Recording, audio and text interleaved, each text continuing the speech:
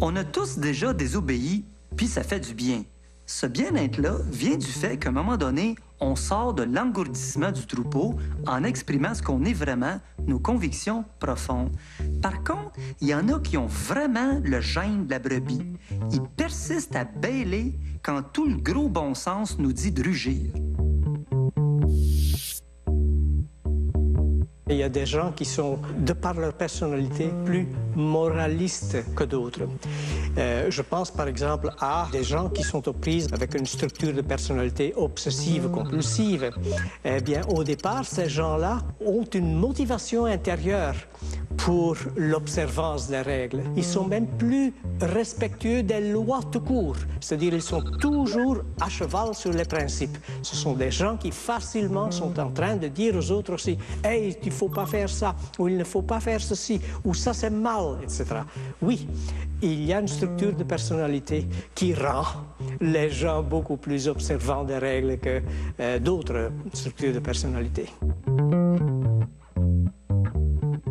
Obéir, c'est un concept qui a bien évolué depuis que l'homme est homme. Avant, on faisait confiance aux chefs de meute.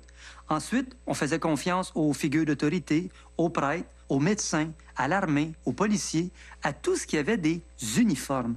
Et le mot le dit, uniforme, de forme égale, ça nivelle.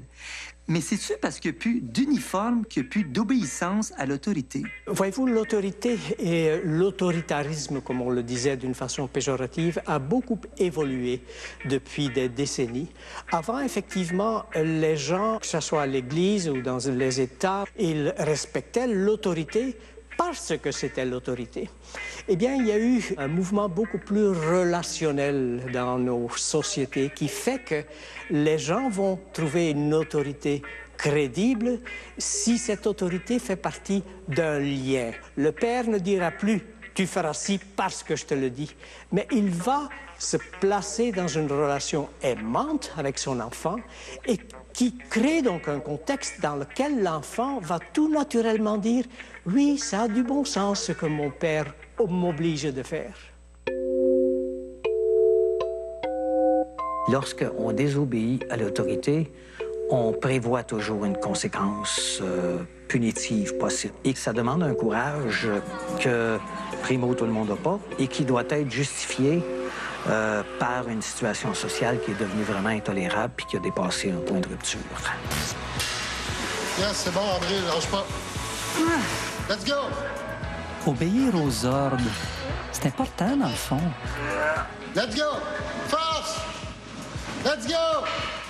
Plus vite que ça! Ah ouais! C'est au bout, là! Let's go! Un autre! Let's go! Un autre! Hey, je peux pas pousser plus! Vas-y, plus vite! Ça lève plus! Plus vite que ça! Ça lève! T'es capable? Comment ça... Tu sais qu'il est... Comment ça se fait que c'est moi qui paye? C'est moi qui endure ça? Excellent, on continue comme ça. Et 1, et 2. C'est très, très beau. Une vingtaine encore. 1...